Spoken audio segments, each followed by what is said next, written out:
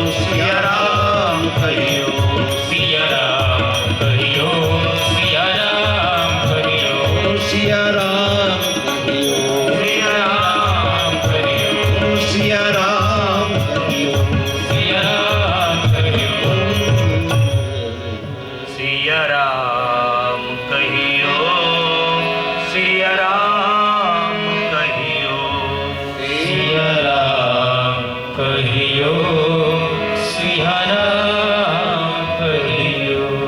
जब भी समय मिले तो प्रभु का नाम रटो, क्योंकि नाम का महत्व दिया है। ननी कई कलमन भक्ति विवेको, राम नाम अवलंबन। नहीं कली कर्म न भक्ति विवेक। परमात्मा का नाम की महाराज बहुत वर्णन करते हैं।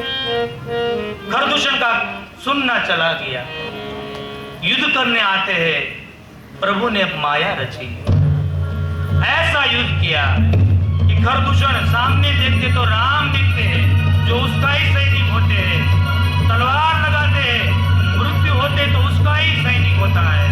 ऐसे ही कुछ ही समय तक युद्ध चला, अंत में पूरी सेना को प्रभु ने मार दिया। खरदूषण को मृत्यु के घाट चले गए। शूर्पणखा ने देखा कि प्रभु ने यहां से उद्घाटन कर दिया है, अभी कोई बचना नहीं चाहिए। सीधी दौड़ की गई। कहां गई? रावण के पास, जहां ब्रह्मा जी के पत्ता भी नहीं तोड़ा जाता है। सूर्य को पूछना पड़ता है कि मैं कितना प्रकाश दूं। नवग्रह सामने खड़े सेवा के लिए, ऐसा पहाड़ जैसा ये सिंहासन पर रावण खड़ा है। शूर्पणखा का नाकन कट गया ने, बाद में बाबा जी ने सुंदर शब्द उसके मुंह पे रख दिया। रावण के पास जाकर क्या कहती है? कितना सुंदर बाबा ने लिख दिया, राजनीति बिना धन बिनु धर्म, राजनीति बिनु धन बिनु धर्म, राजनीति बिनु धन बिनु धर्म, राजनीति बिनु धन बिनु धर्म, हरि समर्पे बिनु सत्कर्मा, हरि समर्पे बिनु सत्कर्मा, हरि समर्पे बिनु सत्कर्मा, हरि समर्पे बिनु सत्कर्मा, राजनीति बिनु धन बिनु धर्म, राजनीति बिनु धन बिनु धर्म।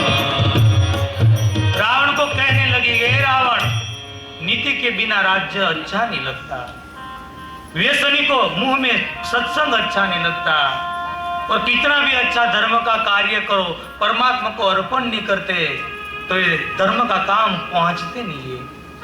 मेरे जैसे बिन अपराधी की यही दशा हुई, तू तो अपराधी है, तेरे सर पे काल घूम रहा है, समझ जाओ, तू सबको छोटा समझता है। रावण सुन ले, तेरा काल आ गया है। रावण ने सभा को विसर्जन दे दिया। शूर्पणखा को पूछा, पहले ये बता तेरा नाक कान किसने काट लिया? शूर्पणखा कहते हैं कि पंचवटी में 2 राजकुमार आए, उसके साथ इतनी एक सुंदर राजकुमारी है, ऐसी तुम्हारे राज्य में कोई है ही नहीं। मेरी इच्छा थी कि संसार की सभी चीजें रावण के पास अच्छी है, उसको मैं लेकर तुमको अर्पण करना चाहती थी। मैं लेने गई तो रावण की बहन कर कर मेरा नाक कान काट दिया। तो रावण ने कहा, तू यहां क्यों आई? पहले तेरे को तो खरदूषण के पास जाना चाहिए। शूर्पणखा के मैं गई तो थी, तो क्या हुआ? प्रभु को प्यारे हो गए, प्रभु को प्यारे हो गए। हाँ, रावण ने शूर्पणखा को योग्य उतारा दे दिया और रात को सोच रहा है, खरदूषण मोह सम बलवंता, खरदूषण मोह सम बलवंता, खरदूषण मोह सम बलवंता, खरदूषण मोहि सम बलवंता, बिनु भगवंता, बिना ही कुमार ही बिनु भगवंता तिन्हि को मारयो बिनु भगवंता तिन्हि को मारहि बिनु भगवंता हर दूषण मोह सब बलवंता हरि दूषण मोहि सब बलवंता। रावण सोच रहा है खरदूषण तो मेरी जितनी ताकत, उसको भगवान के सिवा कोई नहीं मार सकता। क्या भगवान का अवतार हो चुका है? तो चल भगवान के पास जाता हूं और विरोध करके उसको आमंत्रण देता हूं कि हमको लंका से मुक्त करा दो, क्योंकि मेरे से सब कुछ हो पाएगा पर मेरे से भजन नहीं हो पाएगा। निराशावादी था। होई भजन नहीं तामस देहा कोई भजन नहीं तामस देहा होई भजन नहीं तामस देहा कोई भजन नहीं तामस देहा मन कर्म वचन मंत्र दृढ़ देहा मन कर्म वचन मंत्र दृढ़ेहा मन कर्म वचन मंत्र दृढ़ेहा मन कर्म वचन मंत्र दृढ़ेहा कोई भजन नहीं तामस देहा। कोई भजन नहीं तामस देहा। रावण निराशावादी था। मेरे से सब कुछ हो सकता है, भजन नहीं हो सकता है। और याद रखना, ये शब्द हमारे जीवन में आए ने तो हम संसार के रावण है। कोई नहीं कहते बापू हम सब कुछ कर सकते हैं, हमारे से भगवान का भजन नहीं होता है। भजन नहीं हुआ तो इस संसार में जीकर क्या करोगे? यही तो साधन है कि भवतार करने का। कोई भजन नहीं तामस देहा। रावण ने सोचा कि भजन तो होगा नहीं, चल मैं जाओ। किसी को बताया नहीं, मंत्र में रथ लेकर निकल पड़ा और कहां गया? मारीच के पास। मारीच को जाकर प्रणाम करने लगा।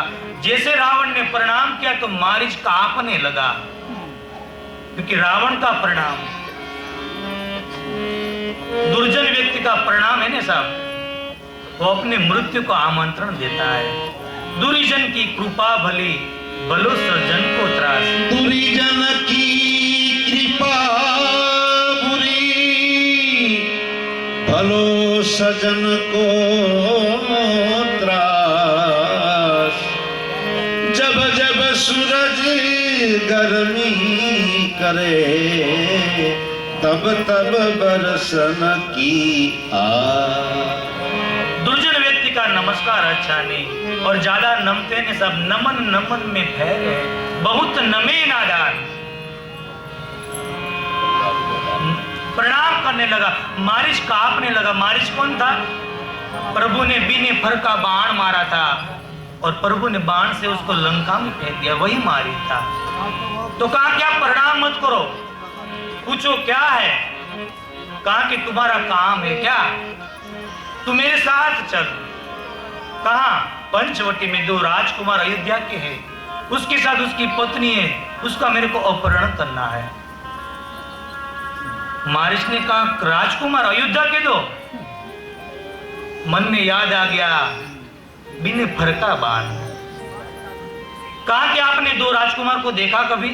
रावण ने कहा मैंने कभी नहीं देखा। उसके बाण में कितनी ताकत है पता है? रावण ने कहा ये भी पता नहीं है। तो सुन लो, मैंने देखा भी है और उसकी बाण की ताकत भी मेरे को पता है। एक ही बिना फर के बाण मारा, इस समुद्र के पार फेंक दिया। आज भी कोई राह बोलता है ना तो मेरा प्राण चला जाता है। रावण को कहा जो अपनी लंका को सलामत रखना चाहते हो ने तो वापस चले जा, क्योंकि युद्ध समान व्यक्ति के साथ होता है, असमान व्यक्ति के साथ नहीं होता है। लंका को बचाना चाहते हैं तो वापस चले जा, क्योंकि अयोध्या के नाथ ये ब्रह्म है। एक बार राम का बाण लगे बाद में राम के सामने कौन सा बोल सकता है? कहा कि तू मेरे को भाषण दे रहा है, चल मेरे साथ, वरना मैं तेरे को मार दूंगा या मैं मारूंगा तुझको। मारीच ने सोचा कि एक तरफ ये पापी मारेगा और दूसरी तरफ ये परमात्मा मारेगा। और रामायण में लिखा है कि 9 व्यक्ति के साथ विरोध नहीं होना चाहे। शस्त्री मर्मी प्रभु शठधनी, शस्त्री मर्मी प्रभु शठधनी, शस्त्री मर्मी प्रभु शठधनी, शस्त्री मर्मी प्रभु शठधनी,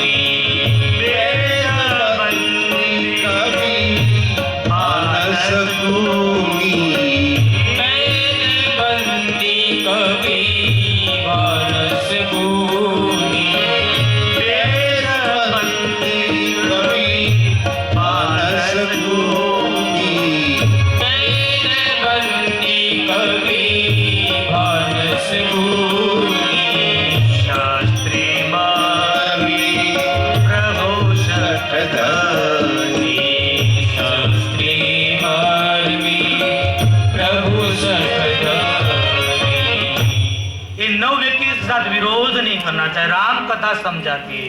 पहले क्या कहा? शस्त्री, जो शस्त्रबाज होते हैं उसके साथ युद्ध नहीं करना चाहता है, तो हम कहीं से भी मार सकता है। दूसरा, हमारा मर्म जानता है, उसके साथ कभी छोड़ दो, युद्ध मत करो।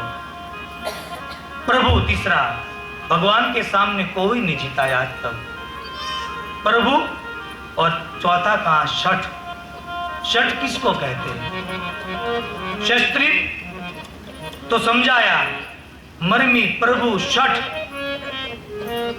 लुच्चाई। शठ को लुच्चाई बाबा कहते हैं। उसका एक मुहावरा भी दिया है रामचरितमानस में।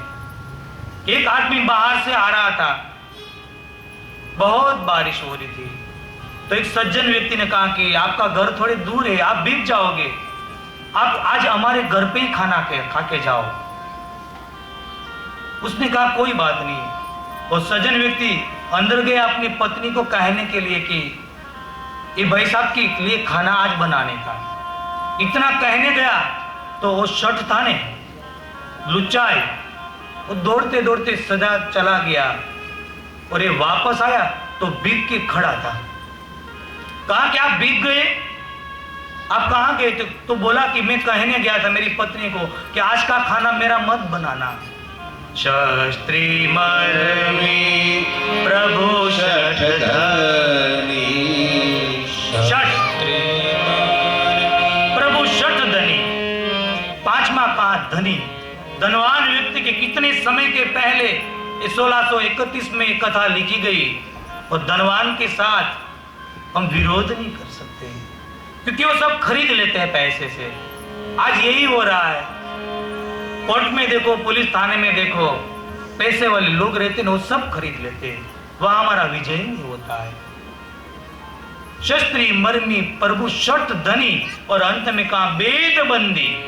डॉक्टर के साथ विरोध नहीं करना चाहिए।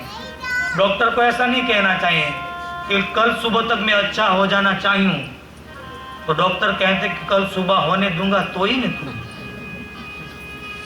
वेद बंदी, कभी भानस गुनी, कभी के साथ विरोध नहीं करना चाहिए। वो कहीं भी दुआ लिख देता है। भानस, रसोईया, जो रसोई बनाता है उसके साथ विरोध नहीं करना चाहता। घर में कोई भी बनाता हो, विरोध करते तो जो भी थाली में आए ना वो खा लेना चाहिए।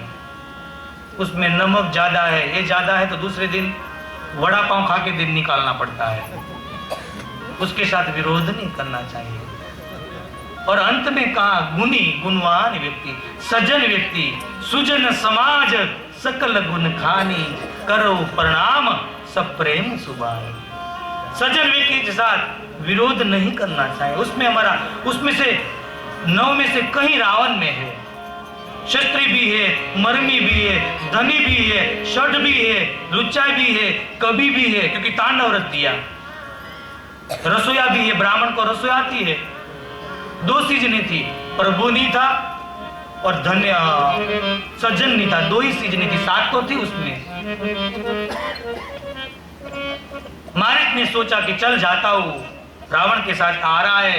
प्रभु ने कहा सीता जी को, सीता जी आप अग्नि में समा जाओ, रावण आ रहा है। लक्ष्मण जी बाहर गए, सीता जी ने अपना मूल स्वरूप अग्नि में समा दिया और प्रतिबिंब बाहर रखा।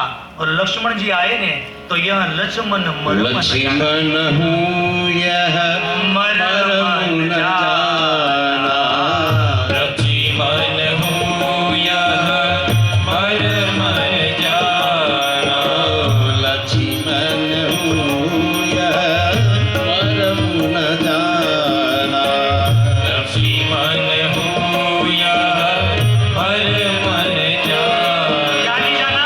जो कछु चरित रचा भगवाना, जो कछु चरित रचा भगवाना, जो कछु चरित रचा भगवाना, जो कछु चरित रचा भगवाना, लक्ष्मण हूँ यह मरम न जाना, लक्ष्मण हूँ यह मरम न जाना।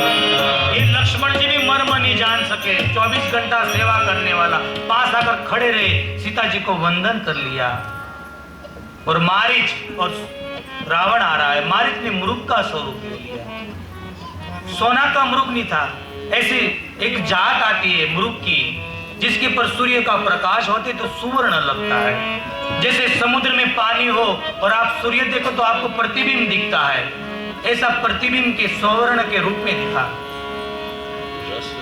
और मारीच जैसे आने और ये नगर मां सीता जी के सामने नाचने लगा, तो पहली नजर किसकी जानी चाहिए? क्षत्रिय के बेटे हैं राम और लक्ष्मण की। वहां नहीं गई, सीता जी की नजर गई, क्योंकि सीता जी सच्ची भक्ति नहीं याद। सीता जी की पहले नजर गई और सीता जी ने कहा, प्रभु ये मृग को मारकर उसकी चमड़ी उतार कर मेरे को दो, मेरे को वस्त्र बनाना है। यह प्रश्न होता है कि क्या जगत की मां एक मृग को मारने के लिए बोलती है? और शायद बोल भी दिया तो राम कौन एक कलयुग का पुरुष है कि स्त्री ने बोल दिया और दौड़ने लगता है आज की तरफ?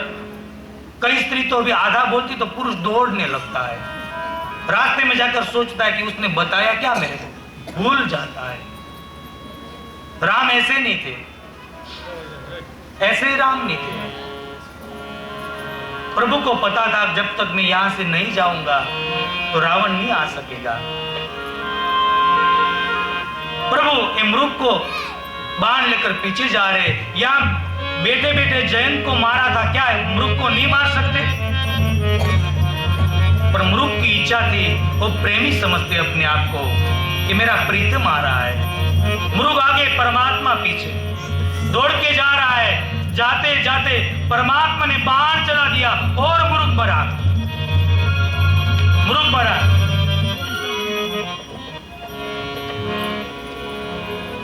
मृग मर गया और मरते वो क्या बोला? हे लक्ष्मण, हे लक्ष्मण, हे लक्ष्मण। ये आवाज सीता जी को सुनाई दी। क्या सीता जी को पता नहीं होता कि मेरे प्रभु का कौन सा आवाज है? कहा कि भैया आपके भाई को कोई कष्ट आ रहा है, आप जल्दी जाओ। लक्ष्मण जी तो हंसने लगे कि सृष्टि का प्रलय हो जाए तो मेरे भैया को कोई जीत नहीं सकता है। पर सीता जी ने कुछ मर्म शब्द कह दिए। क्या किया था? यही मर्म, लक्ष्मण यह मर्म न जाना। यही मर्म किया कि भैया मैं सच्ची सीता नहीं हूं, आप जाओ। आप जब तक नहीं जाओगे तब तक ये पापी रावण नहीं आएगा, मेरा अपहरण नहीं करेगा, और अपहरण नहीं करेगा तो प्रभु उसको मारेंगे नहीं। प्रभु मारेंगे नहीं तो आपके सर से कैसे वजन कम होगा? आप जल्दी जाओ। यही मर्म था। लक्ष्मण जी ने लक्ष्मण रेखा लगा दी, क्या बाहर मत जाना। और लक्ष्मण जी जा रहे हैं। यहाँ ये आश्रम जो में रहते थे सीता जी, पंचवटी में रावण आया और सीधा आया और लक्ष्मण रेखा पर पैर रखा तो बिजली का करंट लगता है ना, ऐसा रावण गिर पड़ा, क्योंकि ये तो शेषनाग की रेखा है सब। रावण ने दूसरी बार पैर रखा, वापस गिर गया, लगा कि ऐसे में अंदर नहीं जा पाऊंगा। इस साधु का स्वरूप लिया, भिक्षान नहीं मैया, मां शब्द का उपयोग करा और सीता जी बाहर आई। कहा कि मैं बांधी भिक्षा नहीं लेता, बाहर आकर दो मेरे को। मां भिक्षा लेकर आती है और रावण की दृष्टि बदलने लगी साहब। सीता जी ने जान लिया कि तू पापी रावण है, रुक अभी मेरे प्रभु आते हैं। उसी समय रावण का 10 मस्तक था, एक मस्तक से प्रणाम किया, मां मेरे को क्षमा करना, और दूसरे मस्तक से मां को उठा लिया। आकलन करने लगी मां और पुष्प में बिठाकर मां को लेके चला गया। कोई पशु पंखी के झाड़ कोई नहीं बचा पाया। मां सीता जी आकलन कर रही है, कोई बचाइए, कोई मेरे को बचाइए, कोई नहीं निकला। एक व्यक्ति आया, जटायु आया और सीता को कहा कि बेटी मैं तेरा पिता हूं, मैं जब तक जिंदा हूं तेरे को ये पापी लेके नहीं जा सकता। जटायु का रावण के साथ युद्ध होता है सब, बहुत युद्ध होता है। रावण को लगा कि ये मेरे को मार तो नहीं पाएगा, पर शायद ये झगड़ा में समय निकल जाएगा और शायद राम आ जाएगा ने तो मैं बंदी हो जाऊंगा, मेरा अपहरण हो जाएगा।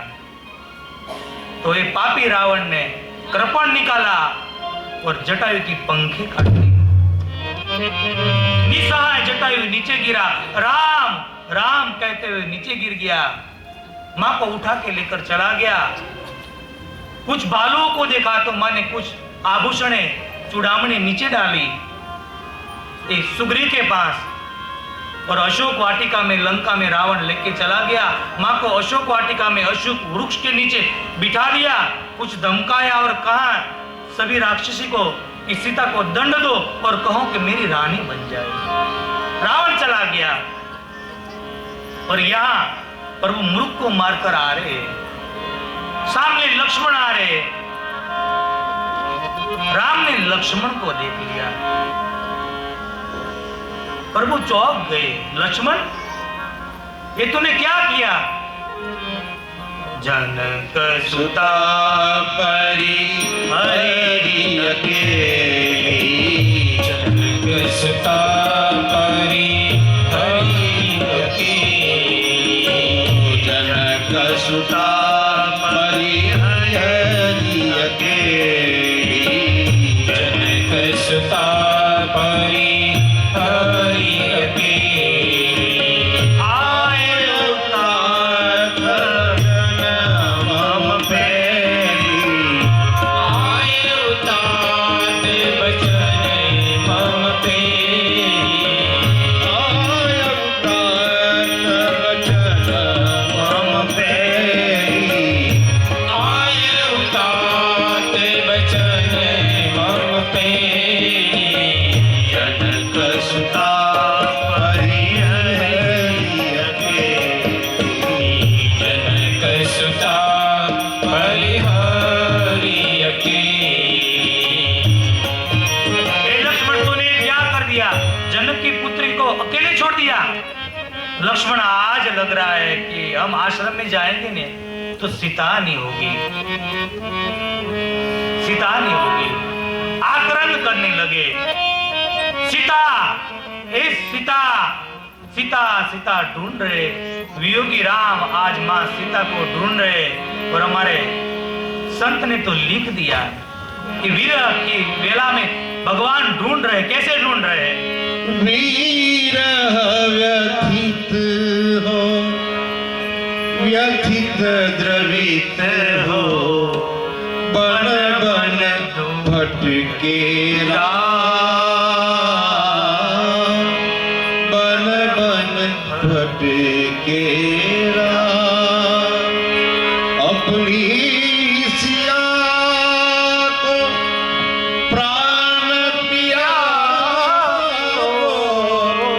अपनी सिया को प्राण पिया को, बन बन ढूंढे राम, कथित द्रवित हो पद पद डूबे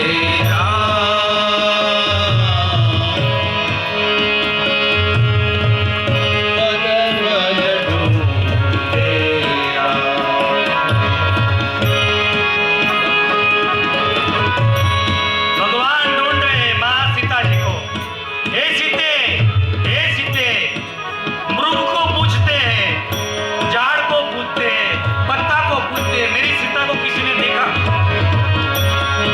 कुंजन माहीन सरिता तीरे विरह व्यथा रघुवीर धीरे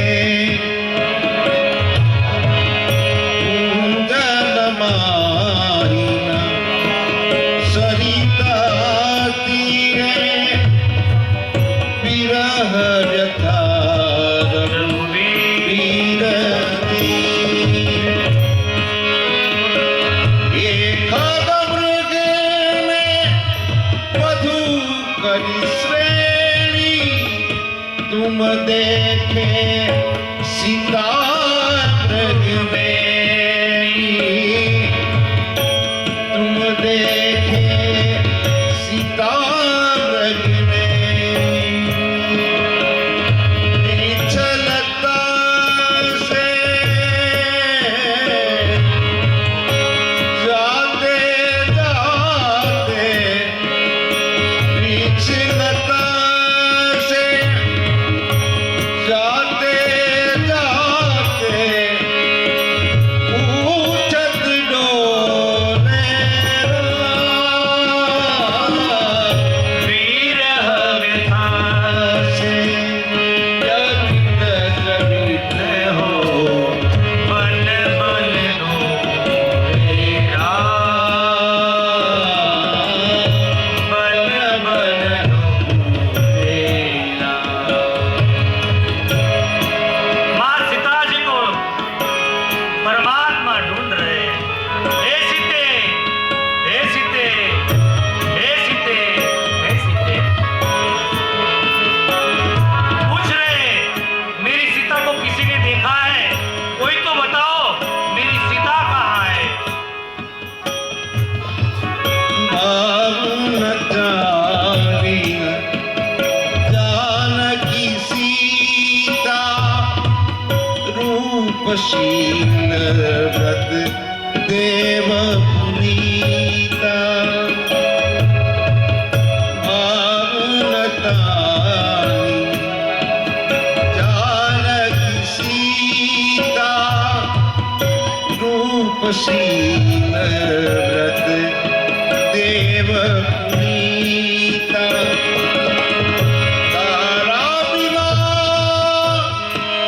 गई सदेही तारा बिना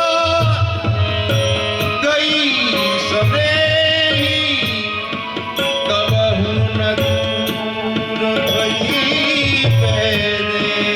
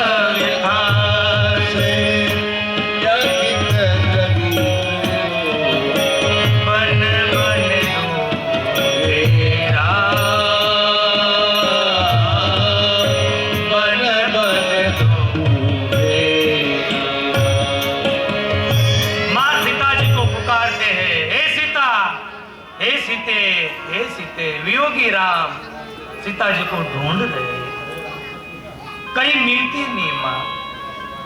आगे जा रहे वियोगी राम, धीरे धीरे आगे जा रहे, कहीं खून देखा, आवाज आ रहा था, राम राम राम।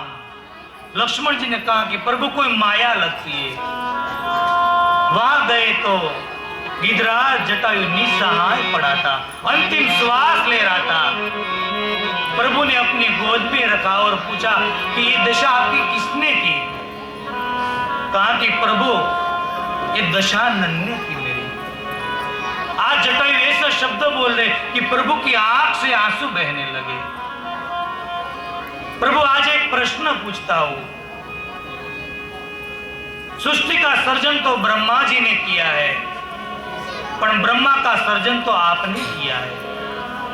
राक्षस जो पर स्त्री का अपहरण करते हैं उसको आपने 10 मस्तक दिया और मेरे को 1 मस्तक भी नहीं दिया। आज आप मेरे को 1 मस्तक देते ने तो मेरी मां सीता का आज मैं अपहरण नहीं होने देता। प्रभु रो पड़े, पिता कर बुलाया और कहा कि आप कहो तो मैं आपको अमर बना दूं। जटायु जी हंसने लगे। ऐसा कौन मूर्ख होगा जो कल्प वृक्ष का काटकर बबूल का छोड़ अपने आंगन में रखेगा?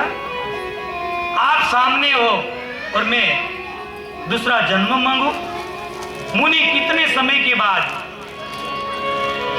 आपकी प्रतीक्षा करते, आप अंत में तो आते नहीं है।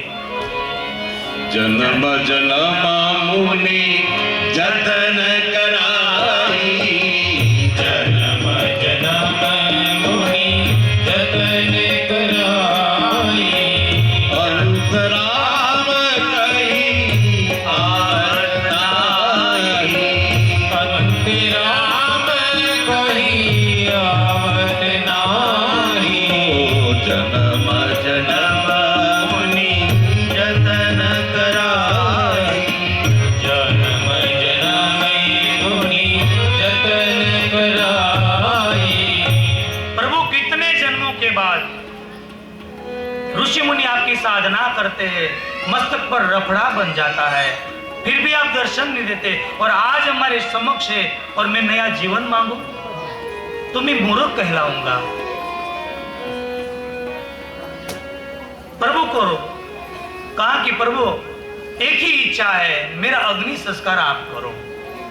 जटायु का प्रभु अग्नि संस्कार करते तभी लक्ष्मण जी रो पड़ते कि जटायु कितना भाग्यशाली है, हमारा पिता के मृत्यु के बाद हम किसी को आग भी नहीं दे पाए और आज जटायु को आपने आग दी। प्रभु जटायु को निर्वाण दिया और वहां से प्रभु धीरे धीरे जा रहे थे, कबंध मिला, कबंध को प्रभु ने मारा। कबंध ने गद्दरों का स्वरूप लिया कि प्रभु मैं राक्षस नहीं हूं, मेरे को ब्राह्मण का श्राप लगा था, इसकी वजह से मैं गंधर्व बन चुका। प्रभु ने कहा आज के बाद ब्राह्मण का द्रोह मत करना, क्योंकि मेरा दोष कोई करता है तो मेरे को ठीक लगता है, मैं उसको क्षमा करता हूं, पर ब्राह्मण के द्रोही को मैं कभी क्षमा नहीं करता हूं। आज के बाद कभी ब्राह्मण का द्रोह मत करना। कबंध को निर्माण किया और प्रभु धीरे धीरे यहां से जा रहे। शबरी जी का आश्रम की तरफ प्रभु प्रयाण किया। यहां शबरी जी का थोड़ा प्रकरण की बाबा ने बताया है कि शबरी जी कौन है। शबर राजा की पुत्री मानो की शबरी, शबरी जी का सच्चा नाम यहां नहीं लिखा है।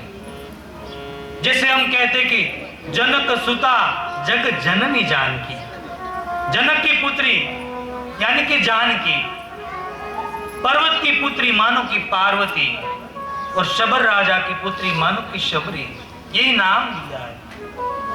एक बार शबरी जी का विवाह होने वाला था तो कहीं पशु पंखी को काटे गए।